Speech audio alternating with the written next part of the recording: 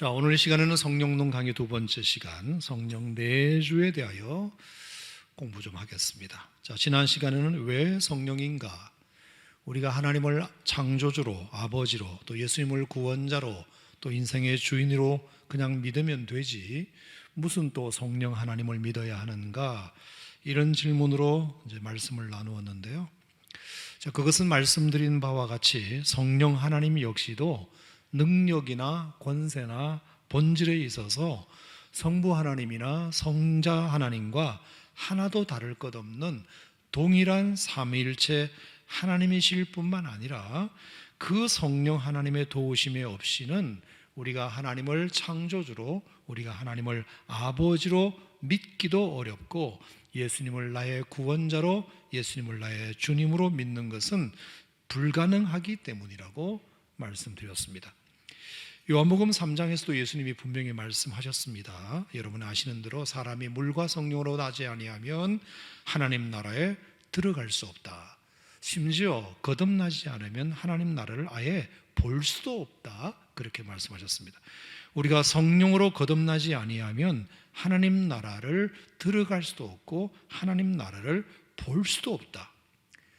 그러므로 이것은 인간이 하나님을 믿는 것은 고사하고 하나님의 존재를 인지하는 것부터, 하나님의 존재를 인식하는 것부터 어떤 인간의 이성이나 감정이나 의지로 되는 것이 아니라 전적인 하나님의 도우심, 전적인 하나님의 역사하심이 있어야 가능하다는 말씀인 것입니다. 여러분 생각해 보세요. 우리가 뭐라고 이 육신을 입은 우리가 보이지도 않는 영이신 하나님을 인지할 수 있겠습니까? 하나님을 알지도 못하고 찾을 생각도 못했던 연약했던 우리가 하나님의 관역을 단 한 번도 제대로 맞춘 적 없이 맨날 하나님의 뜻과 어긋난 삶을 살았던 죄인인 우리가, 더 나아가 하나님을 원망하고 비방하고 욕하고 나뿐만 아니라 남까지도 하나님을 못 믿게 방해했던 원수였던 우리가 어떻게 자의로, 어떻게 우리의 이성으로 그 하나님의 사랑을 알고 그 예수님의 사랑을 알 수 있겠습니까? 이는 전적으로 그것이 믿어질 수밖에 없도록 우리 안에 역사해 주신 성령님의 도우심이 있었기 때문인 줄 믿습니다. 모든 성경은 하나님의 감동으로 된 것이듯이 성경이 내게 믿음이 되는 데에도 마땅히 성령의 감동이 있어야 하는 것입니다. 그래서 갈라디아서 4장 6절에도 뭐라 그랬냐면, 하나님이 그 아들의 영을 우리 마음 가운데 보내사 아빠 아버지라 부르게 되었다, 이렇게 되어 있어요. 하나님이 그 아들의 영을 우리 가운데, 우리 마음에 보내셔서 우리가 비로소 아빠 아버지라 부를 수 있게 되었다고 했습니다. 고린도전서 12장 3절에도 성령으로 아니하고는 누구든지 예수를 주시라 할 수 없다 했습니다. 가장 좋은 예가 누가복음 24장이죠. 자, 부활의 아침에 막달라 마리아와 여인들이 향품을 준비하여 간 걸음에서 그녀들은 생각지도 못한 예수님의 부활을 목도하게 되는데, 그 여인들도 처음에는 믿지 못하다가 나중에 가서야 생전에 예수님께서 반드시 다시 살아날 거라는 말씀이 기억나서 믿게 되었다는 구절이 나와요. 기억나서, 아 맞아, 예수님께서 살아생전에 다시 살아나실 거라고 말씀하신 적이 있었지, 그것이 기억나서 그들 눈앞에 있으신 그 예수님이 부활하신 예수님이라는 사실을 알게 됩니다. 여러분, 이게 바로 성령의 역사죠. 성령의 역사죠. 왜 그런가 하면 요한복음 14장 26절에도 보면, 보혜사 하나님 아버지께서 내 이름으로 보내실 성령, 그가 너희에게 모든 것을 가르치고 너희에게 말한 모든 것을 생각나게 하시리라 했기 때문입니다. 그래서 그 여인들은 예수님을 부활하신 모습을 보고 예수님을 알아본 것이 아니고, 예수님께서 평소에 하셨던 그 말씀이 생각나서 그들 앞에 계신 그분이 부활하신 예수님이신 것을 알아차리게 되었다는 것입니다. 그래서 너무 놀랍고 감격스러워서 제자들에게 얼른 달려가서 그 소식을 알리게 되죠. 그런데 아이러니하게도 그 소식을 전해들은 제자들은 믿지 못합니다. 부질없는 헛소리로 취급합니다. 어처구니 없는 말로 듣습니다. 그래서 제자들은 급기야 뿔뿔이 다 흩어지기도 합니다. 그러니 거기 모여있던 12제자 외에 다른 제자들은 말할 것도 없었습니다. 자, 그래서 모든 제자들이 다 각자 실망하고 집으로 돌아가게 되는데, 그 중에 어느 두 제자가 자기 고향 엠마오로 돌아가다가 부활하신 예수님을 이제 만나게 되는 장면이 나와요. 하지만 처음에는 그들도 예수님을 알아봤다 못 알아봤다 못 알아봤다. 왜냐하면 그들의 눈이 가려워져 있었기 때문이다. 어떻게 알아봤느냐? 눈이 밝아지고서야 부활하신 예수님이신 것을 알아봤다고 되어 있습니다. 그래서 그들은 흥분하여 예루살렘으로 다시 돌아가서 11제자들에게 이 소식을 알리게 되죠. 자, 멀쩡하게 눈을 뜨고서도 옆에 예수님이 동행했는데도 예수님을 못 알아보다가 눈이 밝아지고서야 예수님을 알아봤다는 말도, 이건 결국 성령의 역사로 인한 것입니다. 여인들이 예수님이 무덤 앞에 서 계심에도 불구하고 못 알아봤지만, 예수님께서 평소에 살아생전에 하셨던 내가 다시 살아나야 하리라는 말씀이 기억나서 알아봤듯이, 엠마오로 가는 두 제자도 예수님이 그들과 동행은 했지만 예수님이심을 못 알아보다가 눈이 밝아지고서야 예수님이심을 알아봤듯이, 뭔가 우리가 예수님을 알아보는 데에는 우리가 두 눈을 멀쩡하게 뜨고 있어도 못 알아보게 되어 있다는 것입니다. 자, 그래서 이제 11제자들에게도 엠마오로 갔던 두 제자가 다시 돌아와서 그 소식을 알리게 되죠. 그런데 어찌된 영문인지 그들은 여전히 예수님을 영으로 생각하고 귀신으로 생각해요. 심지어 예수님의 살과 뼈까지 보여주었지만 예수님의 제자들은 믿지 못합니다. 자, 이것 역시도 왜 그러냐?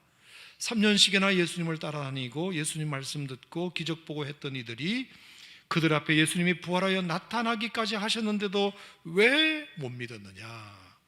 마찬가지죠. 우리로 하여금 믿음이라고 하는 것은 우리의 의지나 이성이나 감정으로 들어오는 것이 아니고, 우리로 하여금 본 것을 믿고 들은 것을 깨닫게 하는 어떤 다른 영이 있어야 하는데, 그게 바로 성령의 역사라는 것입니다. 그래서 그제서야 예수님의 제자들도 여인들처럼 예수님께서 생전에 하셨던 그 말씀을 드디어 마침내 기억해내고 눈이 밝아져 마음이 뜨거워져 예수님을 알아보게 되었다. 멀쩡하게 눈을 뜨고 있어도 예수님이신 줄 모른다. 우리의 육신으로는 절대로 예수님을 구별할 수 없다. 우리의 이성으로는 절대로 예수님을 나의 구주와 주님으로 고백할 수 없다. 우리의 이성으로는 절대로 하나님 나라를 볼 수 없다. 분명히 성령의 인도, 성령의 감동, 성령의 역사가 있어야 복음에 대해서 확신할 수 있고 예수님을 알아차릴 수 있고 하나님의 존재를 알아차릴 수 있고, 할렐루야. 그러므로 여러분, 정말로 감사한 것은 어떤 사람들은 아무리 들려주고 아무리 보여줘도 안 믿는데, 그들이 뭐 안 똑똑해서가 아닌데 나는 이렇게 믿어줬으니 얼마나 할렐루야입니까? 저는 중학교 3학년 때 제가 이제 영진침대교회 다니면서 강성찬 목사님이 담임 목사님이셨는데, 제가 왜 주일 어른 예배를 드렸는지 그때 기억은 안 나요. 왜 그랬는지 모르겠지만 하여간 주일 낮 예배에 참석을 하게 된 것은 분명해요. 근데 그때 이제 그 목사님이 무슨 설교하셨냐면 로마서 8장 아바 아버지에 대한 설교를 하셨는데, 그때는 중학교 3학년이니까 뭘 알아요. 그런데 이제 목사님이 그 아바 아버지의 뜻이 아바가 아빠 아버지라는 설명을 해주시는 거예요. 그때 저는 굉장히 충격을 받았어요. 어린 마음에. 저는 저희 아버지가 뭐 계셨지만 제가 한 번씩 말씀을 드렸잖아요. 저는 저희 아버지에게 한 번도 아빠라고 불러본 기억이 없다고. 그냥 아버지였지 어릴 때도 아빠 하면서 달려가 안겼다 뭐 그런 기억이 없어요. 뭐 사실인지 아닌지는 모르지만 어쨌든 제 기억에는 없어요.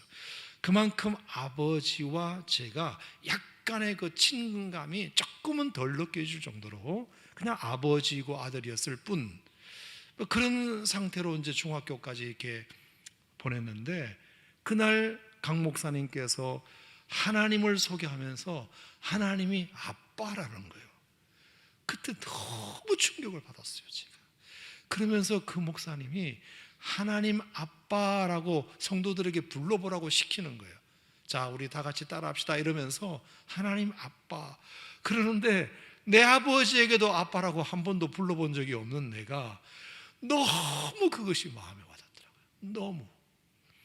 그래서 하나님이 그때 확 와버렸어요. 제 마음속에 확 와버렸어요. 그래서 하나님을 언제 처음 만나느냐고 이제 저에게 누가 이렇게 물을 때가 많잖아요. 그러면 제가 그때 그 설명을 드려요. 그때인 것 같다. 내가 그전에는 모태신앙으로 하나님에 대해서 수도 없이 듣고 수도 없이 배우고 설교도 하고 했지만 하나님이 인격적으로 확 와닿았을 때가 그때인 것 같다. 뭐 수련회 이런 게 아니고 너무 그때 가슴이 벅차더라고요. 내 아버지에게도 아빠라고 불러본 적이 없는데 목사님이 비록 따라하라고 하셨지만 그게 내 마음속에 확 와닿았어요. 그때 저는 성령께서 역사하셔서 제 마음 가운데 그것이 확 와닿게 했다고 생각해요. 왜? 거기에 수백 명이 앉아 있어도 다 내 마음 같지는 않았을 거라는 말이에요. 다 500명이 앉았든 1000명이 앉아있든 하나님 아빠라고 목사님이 아무리 따라 해보라고 해도 저처럼 그렇게 그것이 확 와닿았던 사람은 다는 아니었을 거 아니에요. 제가 뭘 말씀드리느냐 하면 우리가 교회에서 설교 시간에 찬양을 하고 뭐 말씀을 듣고 이렇게 하지만 수백 명의 한 자리에서 그 같은 설교를 듣지만 그것이 내 마음속에 확 와닿아서 그게 은혜가 되고 믿음이 되는 경우는 사실은 그때 성령께서 뭔가 확 역사하셔야 내 안에 그렇게 믿음으로 자리한다는 뜻입니다. 하나님은 그냥 믿는 게 아니고 성령께서 도와주셔야 믿는 것이에요. 저는 그때 어린 나이지만 성령께서 저를 도와주셔서 하나님이 그냥 확 제 안에 들어왔다고 저는 믿고 지금도 고백하고 있어요. 사랑하는 성도 여러분, 오늘 이 밤에도 누군가에게는 성령께서 역사하셔서 이 말씀이 여러분에게 음성으로 들려주시기를 축복하고 여러분에게 믿음이 되기를 주님의 이름으로 축복합니다. 자, 그래서 정리하면 이래요. 요한복음 14장 6절에 내가 곧 길이요 진리요 생명이니 나로 말미암지 않고는 아버지께로 올 자가 없느니라 하셨잖아요. 그게 이제 유일한 구원의 길이에요. 예수님이야말로 유일한 구원의 길이에요.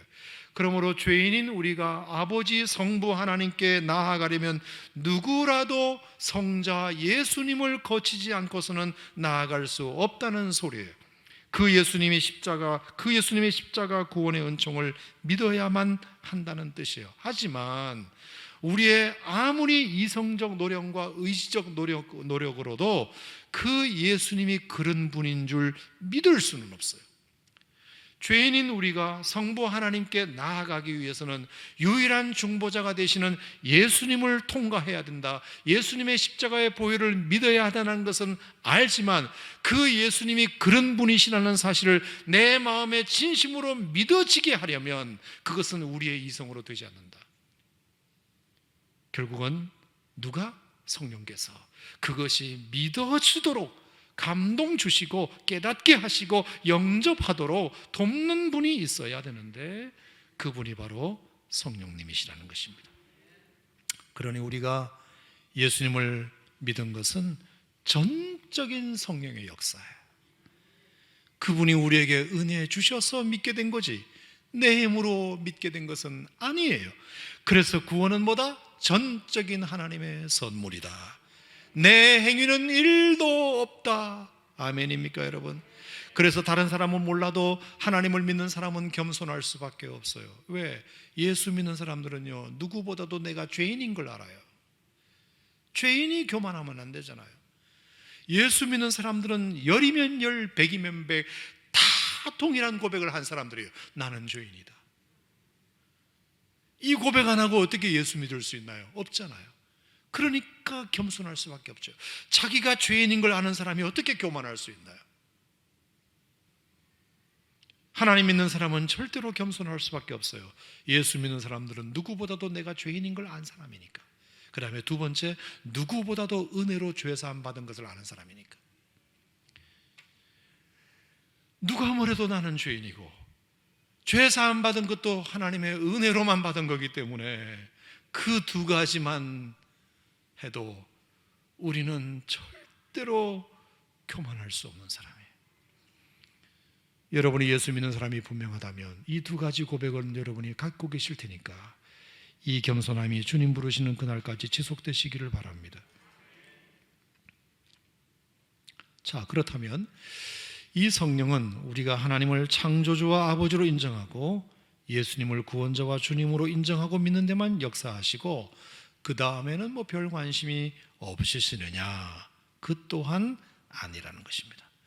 성령은 우리가 예수님을 나의 삶의 구주와 주님으로 믿게끔 만들고 하나님을 나의 창조주와 아버지로 인정하게끔 만드는데 결정적인 기여를 하실 뿐만 아니라 성령은 그 이후에도 우리가 끝없이 우리와 함께 하시고 도와주시고 또 이끌어 주시고 지켜주시고 공급해 주시고 위로해 주시고 소망 주시고 기쁨 주시고 지혜 주시고 능력 주시는 바, 우리가 끊임없이 그 성령을 의지해야 하는 이유도 거기에 있는 것입니다.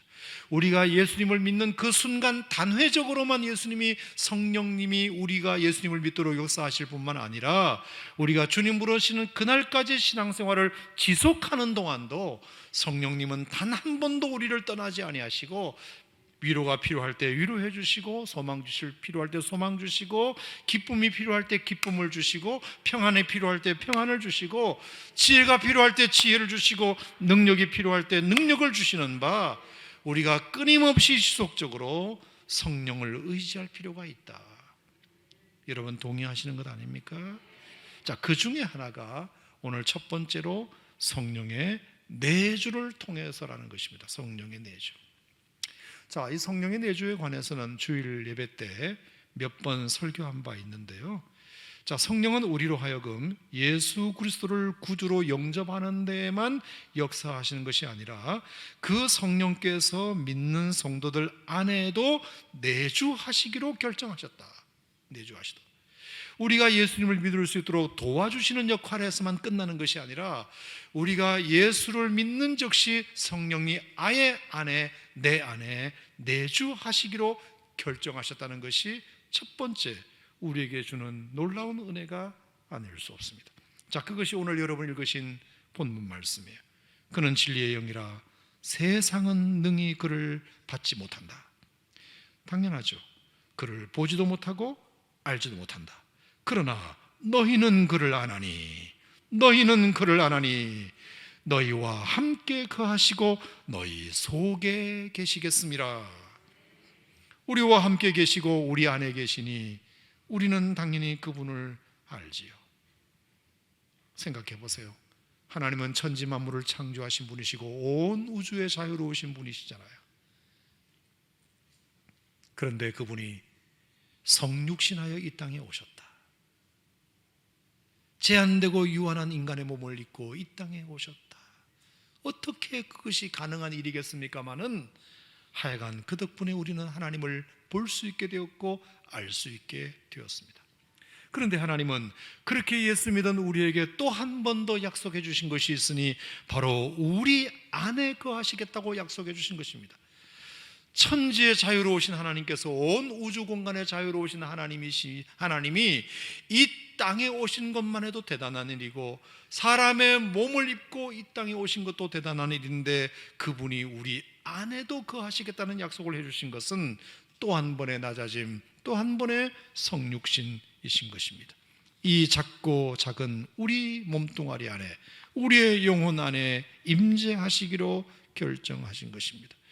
제가 자주 드리는 얘기이지만 사람은 솔직히 말해서 40평짜리 50평짜리 아파트 살다가 20평 아파트 자리로 내려앉으면 못 살아요. 못 삽니다. 그 살던 습관이 있는데 40평짜리 50평짜리 아파트 살다가 갑자기 사업이 망해가지고 가정경제가 어려워져서 20평짜리로 줄여가려면 정말로 스트레스 받아요. 자존심도 상하고 있던 살림 다 버려야 되고 저거 사느라고 내가 얼마나 많은 돈을 줬는데 갖고 가고 싶어도 가지고 갈 수가 없어요. 20평 아파트에는 들어갈 수가 없으니까요. 짜증은 저절로 늘고 여러분, 누리는 건 쉬워도 줄이는 건 어려워요. 그런데 하나님은 온 우주에 자유로우신 분이신데 이 땅에 자신을 국한하여 인간의 몸을 입고 오신 것도 모자라 우리 안에 거하시기까지 한다 하셨으니 이것이 얼마나 놀라운 은혜인가. 대통령이 지나가다가 우리 집에 잠깐 방문만 해도, 저는 청와대가 사시는 넓은 공간에 사시는 분이 우리 마을에 오셔서 우리 집에 잠깐 오셨다만 해도 온 난리가 아니겠습니까? 그런데 성령님은 잠깐 들리신 것이 아니라 우리 안에 dwell, 거주하기로 결정하시고 우리 안에 이 누추한 이 공간 안에 성령이 내주하신다고 하신 것은 얼마나 놀라운 은혜냐는 것입니다. 사랑하는 성도 여러분, 예수 믿는 여러분 모두에게 다 이 은혜가 이미 임한 줄 믿으시길 바랍니다. 여러분 안에 성령께서 내주하고 계시다. 성령은 우리가 예수 믿도록 도와주시는 것으로 끝난 것이 아니라 아예 우리 안에 제2의 성육신을 하셔서 우리 안에 들어와 계시다. 왜 그렇게 하셨을까요? 왜 그렇게 하셨을까요? 저는 그 이유가 참 놀라운데요. 자, 먼저 고린도후서 1장 22절을 한번 찾아보도록 하겠습니다. 자, 고린도후서 1장 22절.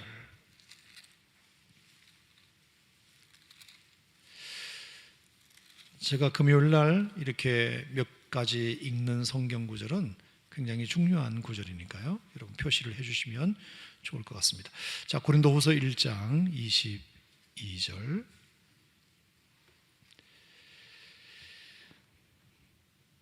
자, 21절, 22절을 두 절을 읽겠습니다. 시작. 우리를 너희와 함께 그리스도 안에서 굳건하게 하시고 우리에게 기름을 부으신 이는 하나님이시니 그가 또한 우리에게 인치시고 보증으로 우리 마음에 성령을 주셨느니라. 자, 우리 마음에 성령을 주셨다.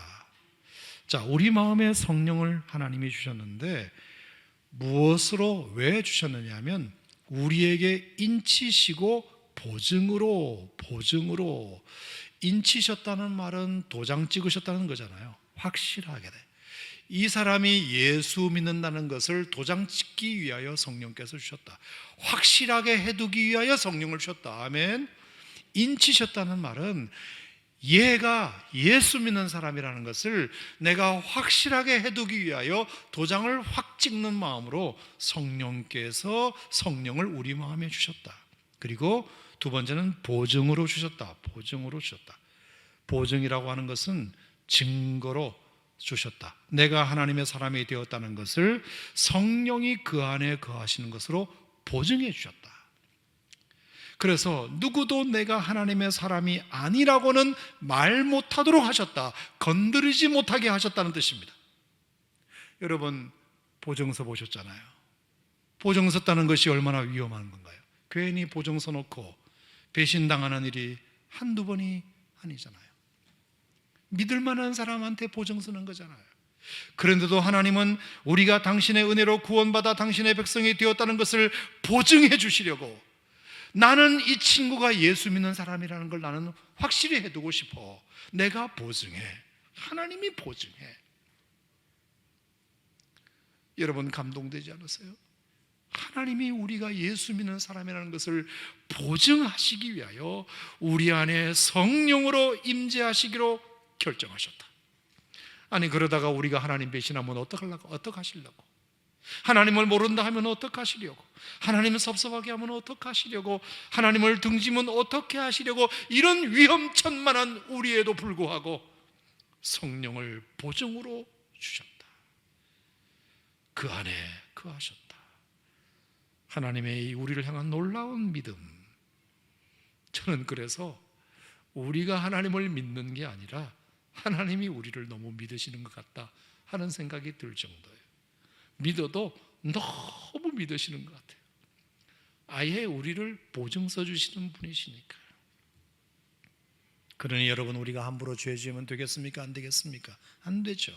성령을 불안케 하고 성령을 근심케 하고 성령을 해방해서 되겠습니까? 안 되겠습니까? 안 되죠.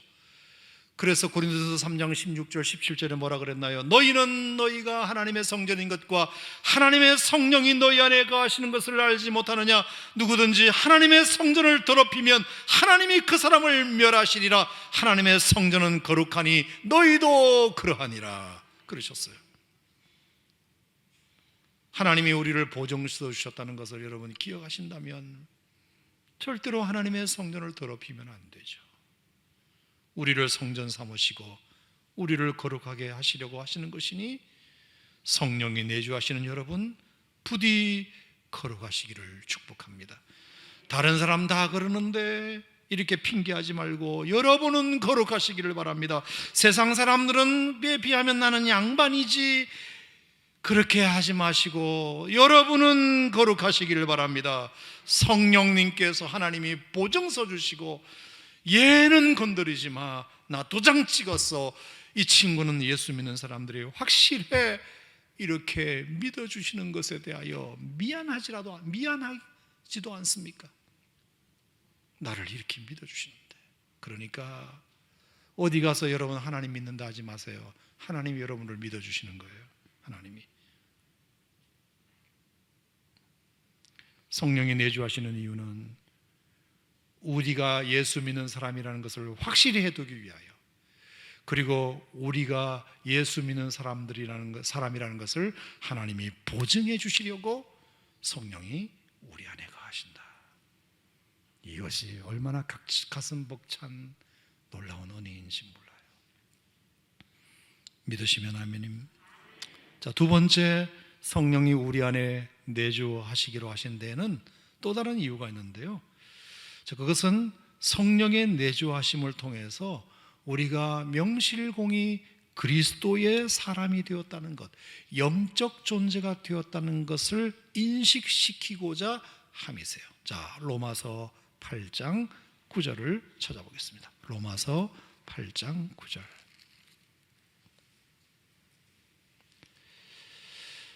자, 로마서 8장 9절에 보시면 성령을 우리 안에 주신 두 번째 이유.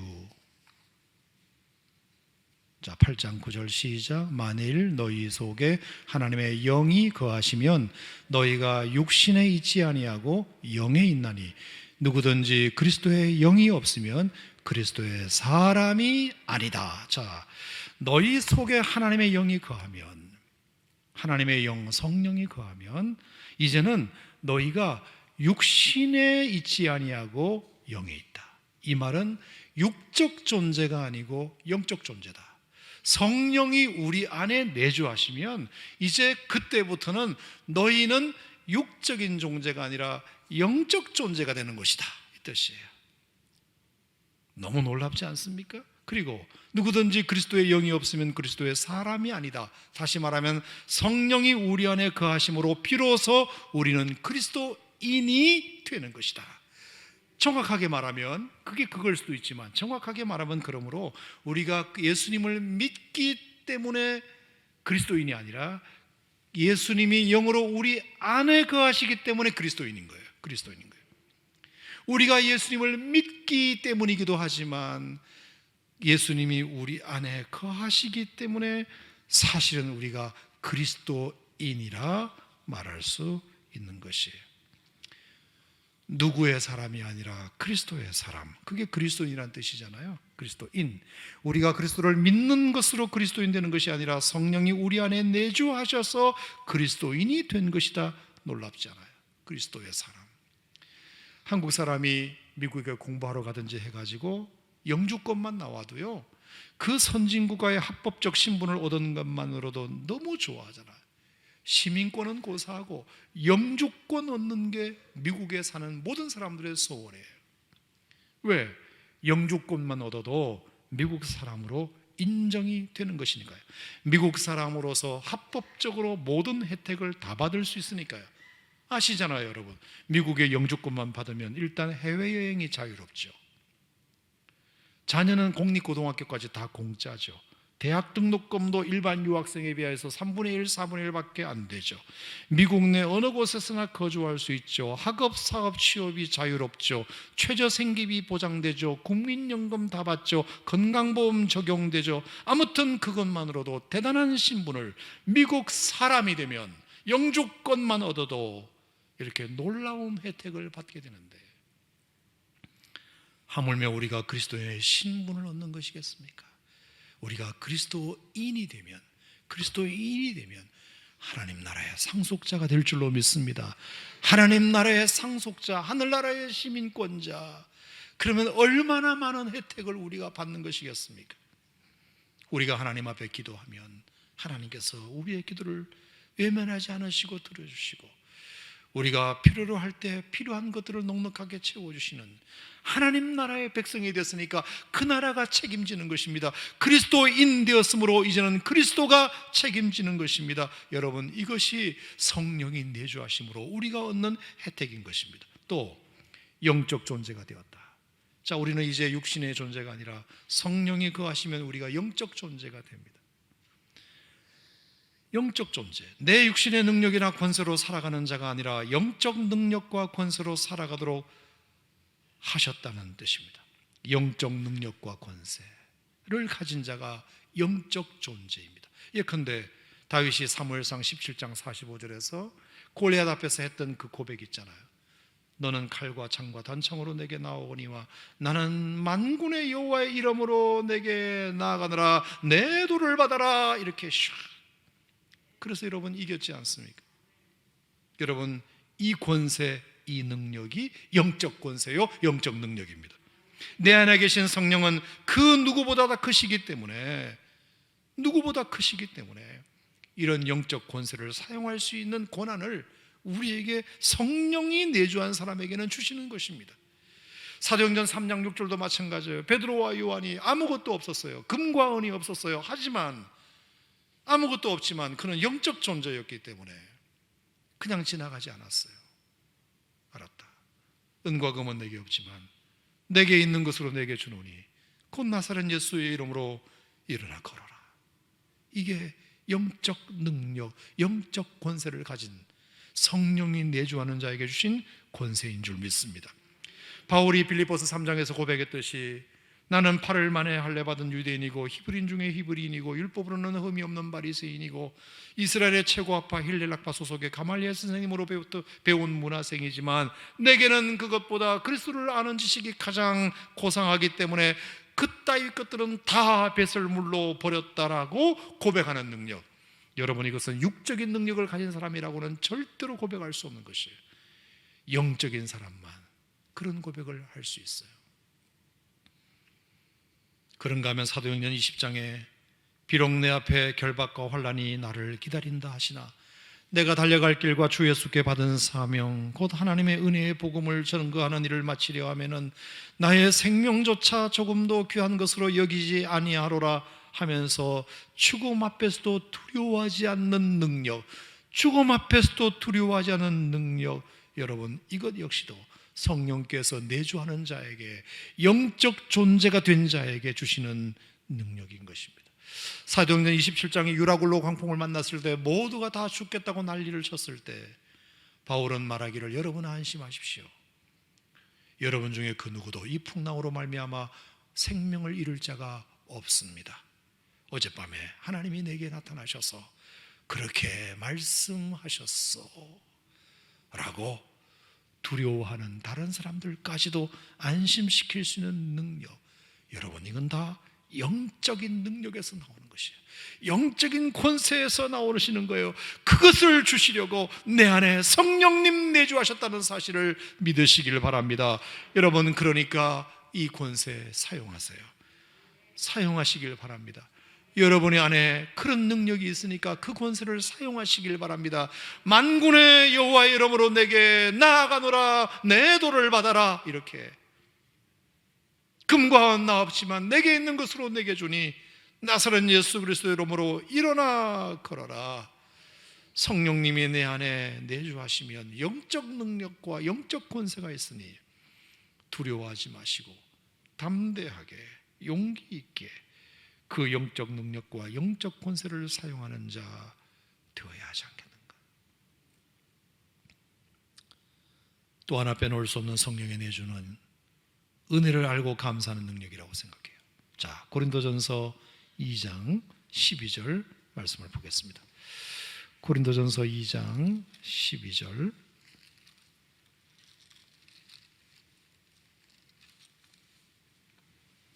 자, 이건 뭐 아마 제가 워낙 많이 읽었던 구절이라 동그라미 표시가 아마 성경에 되어 있을 거예요. 고린도전서 2장 12절.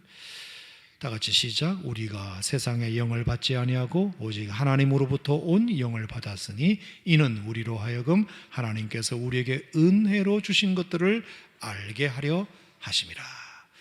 세상의 영을 받지 않고 성령 하나님의 영을 받은 것은 이는 이게 소덴메이 용법이잖아. 이는 뭐뭐 하기 때문이라, 뭐뭐 하기 위함이라. 그게 뭐예요? 우리로 하여금 하나님께서 우리에게 은혜로 주신 것들을 알게 하려 하심이라. 성령이 내주하는 사람은, 성령을 받은 사람은 날마다 순간마다 하나님이 우리에게 어떤 은혜를 주시는지를 날마다 고백할 수 있게 된다. 날마다. 여러분, 이게 얼마나 놀라운 일인지 몰라요. 우리가 많은 거 다 알고 있지만 하나님의 은혜를 아는 지식보다 더 좋은 지식이 어디 있나요? 서울대학교 할아버지를 나와도요, 은혜를 모르는 사람이 얼마나 많은지 몰라요. 하지만 초등학교 문턱에 못 간 사람도 하나님의 은혜를 아는 사람이 있으니 그것은 성령이 있고 없고의 차이예요. 성령이 없으면 아무리 많은 것을 받아도 그게 뭐 은혜냐, 그게 뭐 고마워할 거냐, 당연한 거지, 있을 수도 있는 거지, 이렇게 하고 넘어가지만 성령이 내 안에 있으면 정말로 너무나 당연한 것조차도 은혜로 알아요. 하나님의 은혜입니다. 당신 은혜입니다. 집사님 기도 덕분입니다. 목사님 기도 덕분입니다. 하나님 은혜입니다. 이렇게 공을 하나님께 돌리고 다른 사람에게 돌릴 줄 아는 것, 은혜를 아는 것, 이게 하나님의 영을 받은 사람의 너무나 명백한 증거예요. 오늘도 변함없이 반복되는 소소한 일상, 거기에 여러분 하나님의 은혜가 있어요. 오늘도 내가 사용하고 있는 내 몸의 감각, 시각, 청각, 후각, 미각, 촉각, 이게 다 하나님의 은혜예요. 여전히 내가 가지고 있는 것과 남은 것 하나님의 은혜예요. 내가 믿고 있는 진리가 있는 것 하나님의 은혜예요. 내가 사랑하는 사람이 있고 나를 환영해 주는 사람이 있는 것 하나님의 은혜예요. 내가 속한 공동체가 있는 것 하나님의 은혜예요. 하고 싶은 일이 있고 할 수 있는 일이 있고 해야 할 일이 있다는 것 하나님의 은혜예요. 내 노력의 크기에 비하여 더 좋은 결과를 얻었다거나 내가 당한 일의 크기에 비하여 더 작은 해를 입었다는 것, 이것도 하나님의 은혜예요. 당연하다고 생각했지만 당연한 것이 아닌 좋은 일, 우연한 것이라고 생각했지만 우연이 아닌 좋은 일, 다른 사람에게도 다 있는 것이라고 생각했지만 내게만 있는 좋은 것, 어려움 가운데서 받는 위로, 상황들 속에서 얻는 깨달음, 이 모든 것들을 헤어보면 얼마나 하나님의 은혜가 아닌 것이 없어요. 하나님. 여러분, 이것은 어떻게 알게 된다? 내 안에 성령이 내주하는 자예요. 우리가 세상으로부터 온 영을 받은 것이 아니라 하나님으로부터 온 영을 받았으니 이는 우리로 하여금 하나님께서 우리에게 어떤 은혜를 날마다 주고 계시는지를 알게 하려 하심이라. 신앙이 좋은 사람은 역시 은혜를 아는 사람이에요. 이런 것들을 성령께서 내 안에 깨닫게 해주시고 알게 해주시고 감사하게 해주신다. 여러분, 얼마나 이게 중요한 일인지 몰라요. 인간의 불행은 다 이 지식이 없어서 찾아오는 것이라고 해도 과언이 아니에요. 은혜의 홍수 속에 살고 있는데도, 단 하루도 은혜 없이 살 수 없는데도 이렇게 살아있다는 것만으로도 은혜가 내게 임재해 있다는 증거인데도 내게 여전히 무슨 은혜가 있냐며 원망과 탄식 속에 살고 있잖아요. 여러분, 그런 얘기 들어보셨죠? 집에 지붕이 있고 누울 침대가 있고 냉장고에 음식이 있고 옷에 옷장이, 옷에 옷장 있는 게 아니지. 옷장에 옷이 있고 신을 신발이 있고 엘리베이터가 있고 사랑하는 가족이 있고 일할 직장이 있고 전쟁과 납치의 위험이 없고 체포와 고문과 박해가 없고 신분과 소유에 따른 차별이 없고 자기 신념과 양심에 따라 자유롭게 살면서 움직일 수 있는 건강과 확보된 시간과 타고 갈 차량이 있어 오늘도 교회에 나가 예배드리고 있다면 당신은 100명의 지구인 중에 단 한 명도 누리지 못하고 있는 은혜를 누리고 있는 것이다. 그러니까 우리가 얼마나 많은 은혜를 누리고 있는 건가? 여러분, 이게 왜 중요할까요? 역시 우리가 하나님의 은혜를 알면 고난을 받아도 흔들리지 않아요. 고난을 당하나 어려움에 봉착하며 먼저 우리는 어려움과 고난의 크기와 그로 인한 나의 고통과 손해만 생각할 것이 아니라 그 고난 중에 숨어있는 은혜를 발견할 줄 알아야 그 고난을 이길 수가 있어요. 여러분, 다니엘 이야기는 수도 없이 들으셨어요. 이스라엘 유능한 젊은 지도자로 두각을 나타냈지만 나라가 망하면서 바벨론의 포로로 잡혀갔어요. 그러다가 정말 그는 특별한 대우를 받죠. 그래서 느부갓네살의 꿈도 해석해주고 벨사살 왕의 글도 해석해주고 그래서 급기야 바벨론의 셋째 통치자의 자리에 올라요. 자, 그렇게 승승장구하니까 주변에 있는 신하들과 방백들이 시기 질투가 생기게 되고 그래서 드디어 다리오 왕 때 이 방백들이 아주 그냥 모의를 해가지고 악법 하나를 만들죠. 한 달 동안 다른 신에게, 다른 왕에게 절을 하거나 예를 갖추면 지위고하를 막론하고 사자굴에 던지는 엄벌을 처합시다. 이거는 완전히 표적 수사예요. 다니엘 죽이기 작전이에요. 하지만 멍청한 다리오 왕은 그것도 모르고 도장을 확 찍어버려요. 여러분, 총리는 그것을 모를 리가 없잖아요. 다니엘은 정확하게 거기에 딱 걸려들어요. 근데 여러분, 어떻게 했다? 다니엘은 이조서의 왕의 도장이 찍힌 것을 알고도, 몰랐으면 몰라도 알고도 자기 집에 돌아가서는, 아니 호텔이나 여관으로 안 가고 자기 집에 돌아가서는 윗방에 올라가, 지하로 안 가고 윗방에 올라가 예루살렘을 향한 창문을 열고, 보라는 듯이 닫고가 아니라 열고, 전에 하던 대로 하루에 한 번도 아닌 두 번도 아닌 세 번씩 무릎을 꿇고 기도하며 하나님께 뭐 했다? 감사하였더라. 아니, 어떻게 이런 일이 가능했을까? 다니엘의 마음속에 성령이 있었기 때문에 그럴 때도 하나님이 은혜로 주신 것들을 알게 하려 하십니다. 지금 상황은 고난의 상황이지만 그래도 하나님의 은혜를 놓치지 않고자 하는 마음. 무슨 은혜일까요? 포로 중에도 지금까지 수십 년 동안 살려주신 그 은혜. 살려주실 뿐만 아니라 지켜주시고 보호해 주시고 총리까지 오르게 해주신 그 은혜. 어려움 속에서도 이렇게 믿음 변치 않고 지켜내는 자신의 모습을 인하여 하나님에 대한 감사. 그리고 내가 만약에 내일 아침에 사자의 밥이 된다면 아무나 할 수 없는 순교의 반열에 들어갈 수 있을 것이니 그것도 감사. 그리고 순교하면 하늘에서 받는 상은 누구보다도 클 것이니 그것에 대한 감사 등등 상상을 해보면 그런 감사였겠죠. 그 이후 어떻게 된 것은 여러분 잘 아시잖아요. 사자굴에 던져졌지만 하나님께서 모든 사자들을 입맛이 없게 하시사 합주기가 됩시다 합을 하시사 멀뚱멀뚱 하늘만 쳐다보게 하시사 하나님께서 그 다니엘을 사자굴에서 건져 주신 줄 믿습니다. 여러분, 우리가 하나님의 은혜를 어떤 상황 속에서도 좋은 일이 있었을 뿐만 아니라 나쁜 일이 있었을 때에도 우리가 성령이 우리 안에 있고 하나님의 영을 받은 자로서 우리가 하나님의 은혜를 그 가운데서도 고백할 줄 안다면 그것이 그 고난도 이기는 능력이 될 수 있겠다, 그런 생각을 합니다. 33년 전에 제가 큰 수술대 8시간짜리 수술대에 누웠을 때 눕기 직전에 제가 한번 말씀드렸죠. 전날 밤에 수술 쌓인다 하고 5% 정도는 못 깨어난 사람이 있습니다 하고 사인 찍고 다 도장 찍고, 근데 괜히 그 5%에 내가 걸릴까 봐 마음이 불안하잖아요. 사람은 다 그렇거든요. 잠이 안 와요. 내일 아침 6시인가 7시인가 수술실에 들어가야 되는데 전날 밤에 잠이 안 오는 거예요. 그러니까 당직 의사가 와가지고 멀뚱멀뚱 눈 뜨고 있으니까 선생님 잠 안 오시죠? 다 그러실 수 있습니다. 대수술을 앞두고 있는 분들은 그러실 수 있으니까 제가 수면제 하나 드릴게요. 수면제 드시고 주무세요. 그래서 수면제를 갖다 주는 거예요. 수면제를 딱 갖다 주는데 갑자기 제 마음이 이래서는 안 되겠다.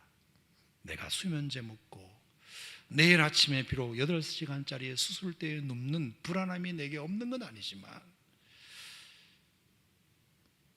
내가 이거 먹고 이 약의 힘을 빌어 내가 꼭 잠을 자야 되는가. 오기도 생기고, 그래서 일단 수면제 받은 것을 휴지통에 확 버려버리고, 그리고 조용히 누워서 기도 아닌 기도를 하는 거죠. 그 기도가 뭐였겠어요? 하나님 내일 수술 잘 받게 해주세요라는 기도가 아니에요. 갑자기 수많은 지난 날들이 이렇게 스쳐가면서 하나님의 은혜가 생각이 나요. 은혜가 생각이 나요. 비록 30년 좀 넘게 살았던 내 짧은 인생이지만 하나님께로부터 받은 여러 가지 은혜들 너무 많죠. 그 은혜들을 이렇게 하나씩 하나씩 떠올리면서 그 고요한 밤을 보내는 거죠. 그랬더니 언제 모르게 그냥 잠이 들어버렸어요. 잠이 스르륵 들어버렸어요. 여러분, 하나님에 대한 은혜에 대한 감사는 그냥 하기 좋으라고 있는 게 아니라 이게 강력한, 여러분의 불안을 잠재우고 여러분의 고난을 이기게 만드는 강력한 울트라 파워 능력인 줄 믿으시길 바랍니다. 목회에 고난이 있을 때도 마찬가지예요. 죄송합니다만 성도들이 미울 때도 있잖아요. 미울 때도 있잖아요. 상처받았을 때가 있잖아요. 떠나고 싶고 아예 다 그냥 내려놓고 싶고 그럴 때도 있을 수 있잖아요. 그때 그러면 그 문제를 어떻게 해결하는 것이 좋을까? 다른 방법 없어요. 다시 또 거꾸로 하나님이 내게 은혜 주신 것들을 또 묵상하는 거죠. 그렇게 묵상하고 묵상하다 보면 미웠던 마음도 바뀌게 되고 용서하게 되고 그렇게 또 이제 바뀌게 되더라고요. 그러니까 마음이 편해지니까 좀 이렇게 이제 극복이 되는 거예요. 안 그러면 이게 근본적으로 해결이 안 돼요. 여기까지 다 하나님의 은혜로 달려왔는데, 그러니까 마음에 여유가 생기게 되고 미웠던 마음, 싫었던 마음, 내려놓고 싶었던 마음, 포기하고 싶었던 마음들이 다시 좀 회복이 되고 그래서 여기까지 온 것 같습니다. 성령께서 그래서 위로해 주시더라. 오늘 여러분 성령의 내주에 대해서 여러분에게 다 아는 말씀이지만 다시 한번 드렸어요. 성령님은 우리가 하나님을 아바 아버지로 믿을 수 있도록, 예수님을 내 삶의 구주와 주님으로 영접할 수 있도록 우리에게 감동을 주시고 역사해 주시고 깨닫게 해주시는 그 능력으로만 그치는 것이 아니라 실제로 그 성령님은 우리 안에 내주하시고 거주하셔서 우리가 예수 믿는 사람이라는 것을 도장을 찍어 확실하게 해두시고 그리고 보증해 주시면서 이거 아무도 건드리지 마, 얘는 내 사람이야, 얘는 예수 믿는 사람이야, 내가 보증해 그 의미로 성령께서 내 안에 좌정하고 계신다. 아멘입니까 여러분? 이게 얼마나 놀라운 은혜인지 몰라요. 그리고 나를 더 이상 육적 존재가 아니라 영적 존재로 살도록, 그리스도인으로 살도록, 그리고 그 은혜를 날마다 알고 깨달아 가도록 성령께서 오늘도 우리 안에 내주하고 계신다. 여러분 이것을 꼭 믿으시고 절대로 성령을 근심케 하거나 여러분 안에 내주하고 계신 성령님을 회방하거나 성령님 슬퍼하지 않도록 날마다 여러분 성령으로 충만하시기를 축복합니다. 그럴 때 여러분들을 통해서 더 큰 은혜를 하나님께서 날마다 부어 주실 줄 믿습니다. 우리 가슴에 손을 얹고 이 시간 한번 고백하고 기도하겠습니다. 하나님,